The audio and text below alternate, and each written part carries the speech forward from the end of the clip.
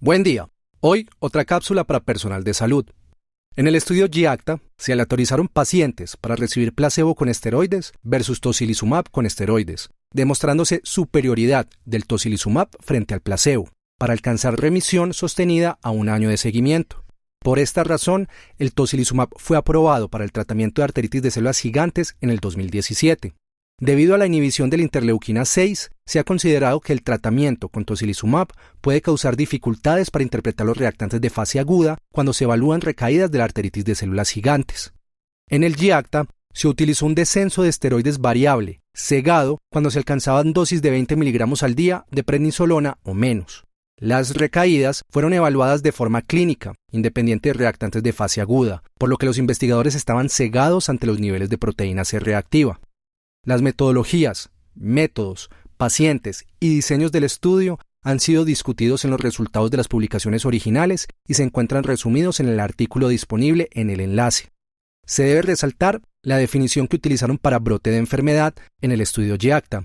Esto fue recurrencia de signos o síntomas de arteritis de células gigantes o una sedimentación mayor a 30 milímetros por hora, atribuidos a arteritis de células gigantes aún en la ausencia de manifestaciones clínicas de la enfermedad activa.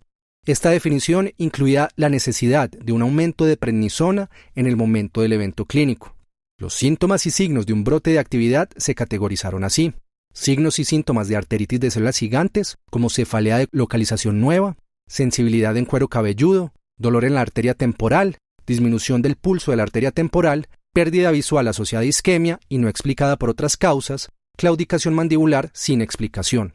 También se utilizaron síntomas de polimialgia reumática, fiebre mayor a 38 grados centígrados, síntomas visuales como ceguera unilateral o bilateral, neuropatía óptica isquémica, amaurosis fugax, visión borrosa o diplopia, sedimentación mayor de 30 milímetros hora o la combinación de cualquiera de las anteriores. De los pacientes incluidos en el análisis, que en total fueron 250, un 38% tuvo algún tipo de recaída en las primeras 52 semanas del estudio.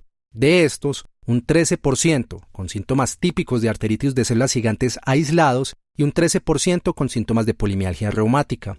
Ninguna recaída, luego de la remisión, se caracterizó por síntomas visuales aislados o fiebre aislada.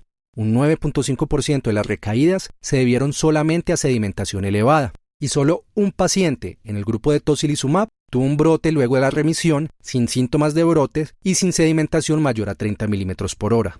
Todos los pacientes con recaída respondieron al aumento de glucocorticoides.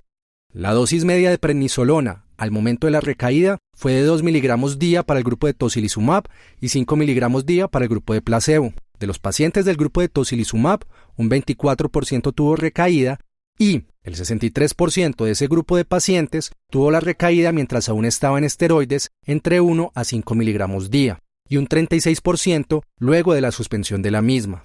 De los pacientes en placebo, un 58% tuvo recaída y el 76% de estos la tuvieron mientras aún recibían prednisolona. No hubo recaídas con dosis de prednisolona mayor a 30 miligramos día. En el grupo de tocilizumab, el 91% de las recaídas tuvo una proteína C reactiva normal y un 88% una sedimentación normal. En el grupo placebo, el 33% tenía reactantes de fase aguda normal a la recaída, llamando la atención que más de la mitad del grupo placebo tenía elevación de la proteína C reactiva sin una manifestación de recaída a un año de seguimiento. En cambio, en el grupo de tocilizumab, solo una minoría, o sea el 5%, tenían elevación de proteína C reactiva sin recaída clínica. Solo un 8% del grupo de tocilizumab tenían elevación de la sedimentación sin recaída. En contraste, más de la mitad de los pacientes del grupo placebo tenían elevación de la sedimentación sin recaída clínica de la enfermedad. Alrededor del 83% del grupo de tocilizumab lograban remisión, mientras que en los grupos placebo era alrededor de un 60%. Además, los grupos de tocilizumab tenían una mayor probabilidad de tener una remisión sostenida que el grupo placebo. En los pacientes con tocilizumab, el tiempo a recaída era mayor en los diferentes grupos de glucocorticoides, pero llama la atención que aquellos pacientes en el grupo placebo que iniciaban una prednisolona a dosis menores de 30 miligramos día tenían un menor tiempo a la recaída. Se debe resaltar que solo un 14% de los pacientes recibieron metotrexate concomitante y esto no parecía aumentar la tasa de remisión en los pacientes que recibieron o placebo o tocilizumab. ¿Qué podemos resaltar de este análisis? Primero, Esto es el primer estudio aleatorizado de su tipo en esta enfermedad con un protocolo de desmontes de esteroides cegado. Segundo, el metotrexate parecía no tener unos mayores beneficios en el tratamiento combinado con esteroides o tocilizumab para mantener la remisión o alcanzarla, pero se debe tener precaución al interpretar este dato, ya que fueron solamente 35 de los 250 pacientes los que lo utilizaron. Tercero, el comportamiento clínico de los pacientes apoya el siguiente concepto. El retraso de la reactivación del fenómeno inflamatorio una vez se disminuyen las dosis de esteroides. Por lo tanto, con las pautas de suspensión más rápida de esteroides se vieron recaídas a dosis menores de prednisolona, mientras que en las pautas de desmonte lento los pacientes hacían recaídas a dosis más altas. Parece ser que al haber una inflamación subclínica antes de lograr la suspensión completa de esteroides por la lentitud del desmonte, estos grupos podían presentar recaídas a dosis mayores. En contraste, con pacientes que suspendían más rápido la prednisolona, iban a durar más tiempo sin esteroides cuando la inflamación subclínica se vuelve clínicamente importante. Adicionalmente, la dificultad de la suspensión total de esteroides en arteritis de células gigante se evidencia por la aparición de recaídas a una dosis media de esteroides. Por otro lado, los reactantes de fase aguda son de poco valor para monitorizar la arteritis de células gigantes en tratamiento con tocilizumab. La proteína C reactiva y la sedimentación estaban bajos en casi todos los pacientes con tocilizumab y brote de la enfermedad.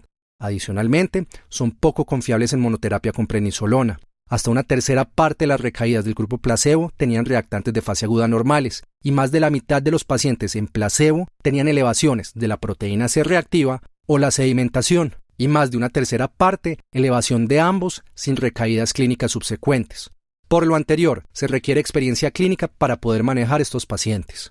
Los hallazgos de este estudio ponen de manifiesto la efectividad del tocilizumab en esta patología, permitiendo un desmonte rápido de esteroides, incluso en menos de 6 meses, que podría ser utilizado en pacientes con alto riesgo de efectos adversos por los mismos. Los seguimientos de extensión a largo plazo aportarán nuevos datos en este grupo de pacientes luego de la suspensión de tratamiento con tocilizumab por 1 año. A pesar de los datos, se debe tener en cuenta que hasta un 24% de los pacientes con tocilizumab sufrieron algún brote de actividad, lo que resalta la dificultad que existe para el manejo de esta patología. Por último, debemos tener en cuenta las limitaciones de estos datos. Pocos pacientes con metotrexate, poco tiempo de seguimiento por el momento, y este es un estudio post-hoc de exploración. La dificultad histórica en la definición de recaída limita cómo podemos analizar estos datos sin tener evidencia de imágenes de recaída o manifestaciones inflamatorias.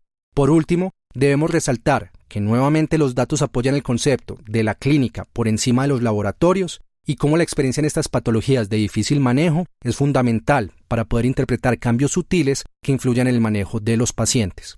Los esperamos con información concisa y de utilidad en una próxima cápsula.